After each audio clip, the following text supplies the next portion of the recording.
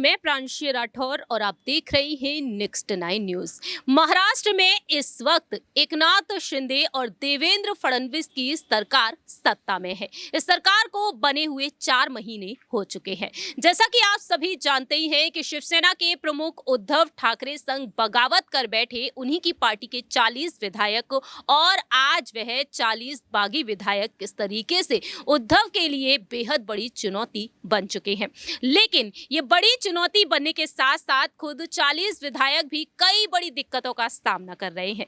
जी हाँ, जहां एक तरफ शिंदे गुट ने तमाम बड़ी बड़ी चुनौतियां दे दी एमवीए को यानी कि महाविकास अघाड़ी गठबंधन को, तो वहीं सीएम एकनाथ शिंदे के गुट में कहीं ना कहीं असंतोष देखने को मिल रहा है। और उस असंतोष को देखते हुए, उस रार को देखते हुए यहाँ पर विपक्ष पीछे नहीं हट रहा है।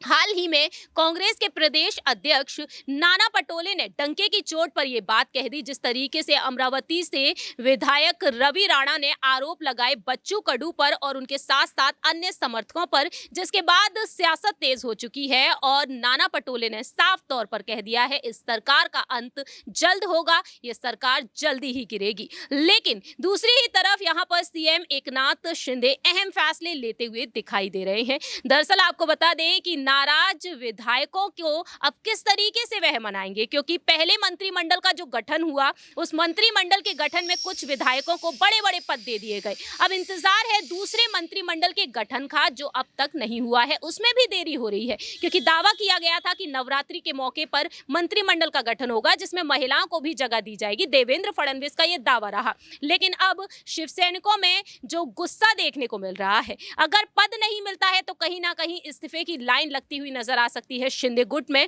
और वहीं अल्टीमेटम तक दे डाला है बच्चू कडू ने। और अब यहां पर शिंदे कहीं ना कहीं एक बार फिर से गुवाहाटी की तरफ रुख कर सकते हैं। विधायकों का अगला बड़ा कदम क्या होगा उस पर भी यहां पर आपसे बात करेंगे।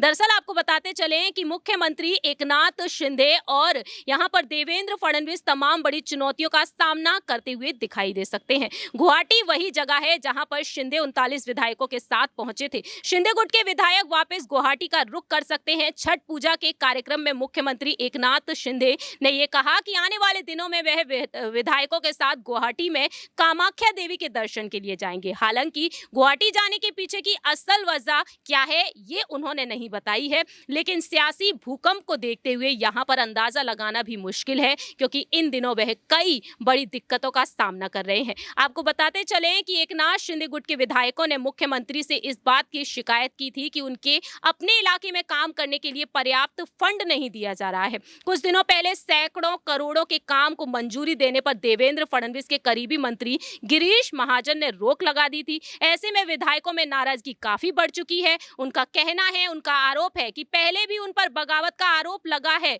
और इसके अलावा अपने इलाके में काम कराने के लिए पैसे तक नहीं दिए जा रहे हैं। अपने क्षेत्र की जनता को वह मुंह कैसे दिखाएंगे। ये मामला अब और भी आगे बढ़ गया है और विधायक रवि राणा जो खुलेआम आरोप लगा रहे हैं बच्चू कडू पर, ऐसे में यहां पर देखा जाए तो अब भारी नुकसान झेलना पड़ सकता है कहीं ना कहीं एकनाथ शिंदे को। वहीं दूसरी ही तरफ गृह मंत्रालय ने एकनाथ शिंदे गुट के तमाम विधायकों और सांसदों की सुरक्षा में बढ़ोतरी की है। इन सांसदों और विधायकों को दी गई एक्स श्रेणी की सुरक्षा को अब Y+ श्रेणी की सुरक्षा में तब्दील कर दिया गया है। वहीं दूसरी ही तरफ रवि राणा ने मुश्किलें बढ़ा दी हैं शिंदे गुट के विधायकों की। ऐसे में देखा जाए तो यहाँ पर एकनाथ शिंदे का क्या कुछ अहम फैसला हो सकता है। दूसरे मंत्रिमंडल के गठन में वह किसे यहाँ पर बड़ा पद देंगे। दावा यह भी किया गया कि मोदी कैबिनेट में शिंदे गुट के कुछ मंत्रियों को जगह दी जाएगी। अगर ऐसा नहीं होता है तो क्या वाकई में यहां पर मातोश्री में वापसी देखने को मिलेगी बागी विधायकों की। कितने विधायकों की संख्या पर तो अभी अंदाजा नहीं लगाया जा सकता है, लेकिन